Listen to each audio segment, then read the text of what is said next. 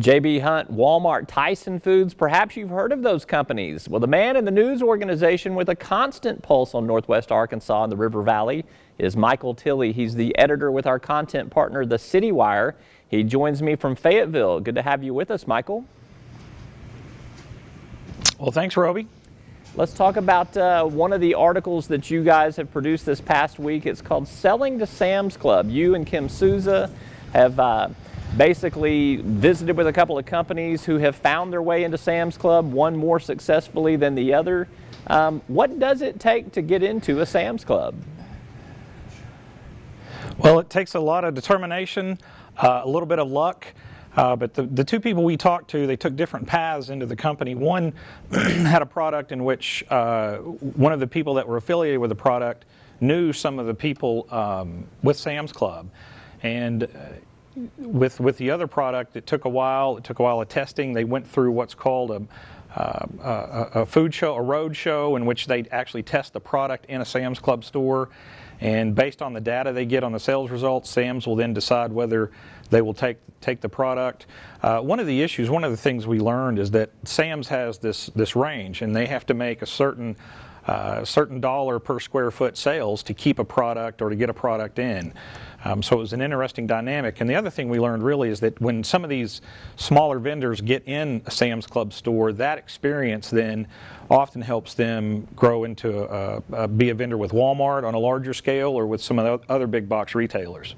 Let's talk about, you're mentioning the success side of that story, and you did hint that there was one other company that did not do as well with Sam's Club. Let's talk about I don't want to say the total failure side, but a failure side of it. And Riverbend Industries got in Sam's Club for a little while, then they weren't in Sam's Club because they didn't meet those goals that you're talking about, but they learned some lessons from that. Kind of tell me about the takeaway. Right, and I think that's the point that Ron Embry with Riverbend talked about, and it's a Fort Smith-based company. But he learned that his product, it required some setup, and sometimes the Sam's Club personnel either didn't know how to do that or weren't required to do that.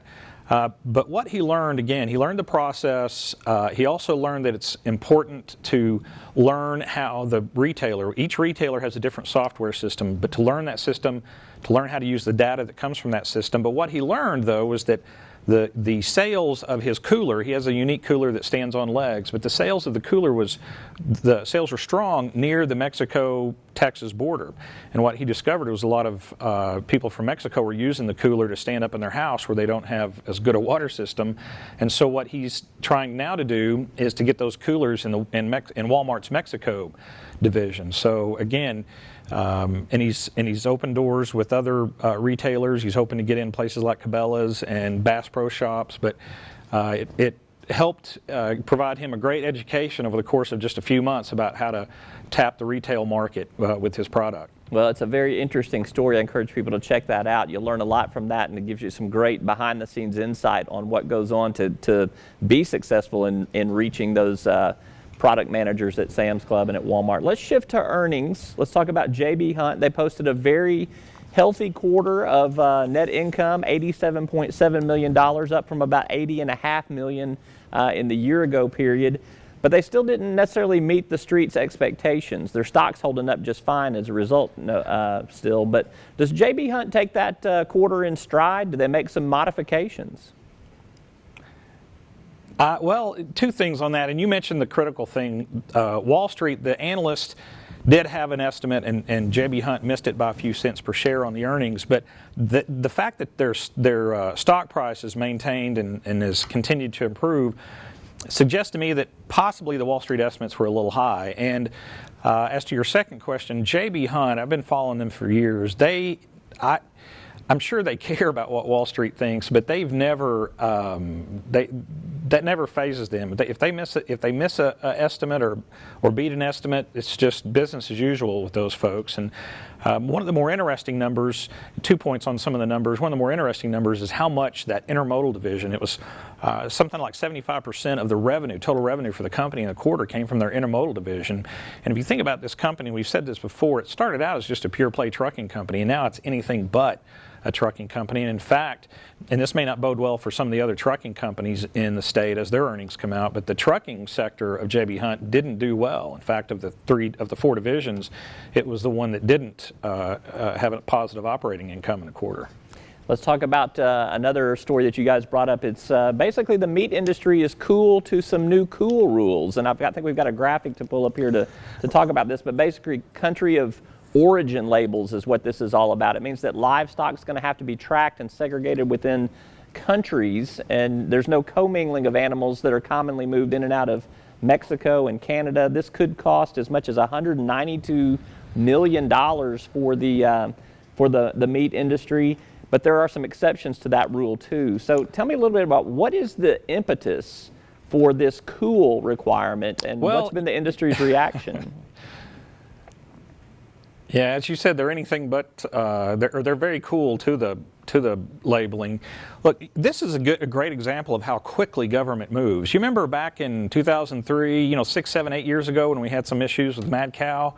Well, a lot of that, you asked about the impetus, a lot of that is from, what we're seeing now is from that. So it's taken them all of these years, apparently, to come up with some labeling mechanism that is supposed to protect the consumers. Now, that being said, I'm sure, Roby, you and your family and I and my family, we want to make sure our meat is safe. But this, again, this comes to a balance as to how much is overkill in terms of providing safety. The labeling also, the other problem with the labeling is that it doesn't reflect the North American beef industry. The North American beef industry now for decades has, between Mexico, the U.S., and Canada, it's all become one industry. The borders aren't really, in terms of raising cattle, where you raise them, where they're bred, where they're fed, where they're slaughtered. Those borders have long gone away, but this labeling now, almost the modernizing of the beef industry. Now this labeling is going to push some of that back. Obviously has a big impact on a company like a Tyson Foods. Let's go to what was my favorite story of the week on the City Wire, and that was you looked at Mike, and Mike, the three Mikes, Mike Huckabee, Mike Beebe, the last two governors, both with their first name are Mike. You have Mike Ross this week coming in with a huge fundraising report of about $1.96 million raised. Mike Ross, what are the odds that Mike Ross and that name Mike might make for 3 consecutive governors? Well, no one's proposing yet that we change the name of the state to Mike-and-Saw, but that may not be too far off. But yes, I mean, Mike Ross, almost anyone that's looking at the gubernatorial election for 2014 thinks he's probably going to win, definitely a front runner.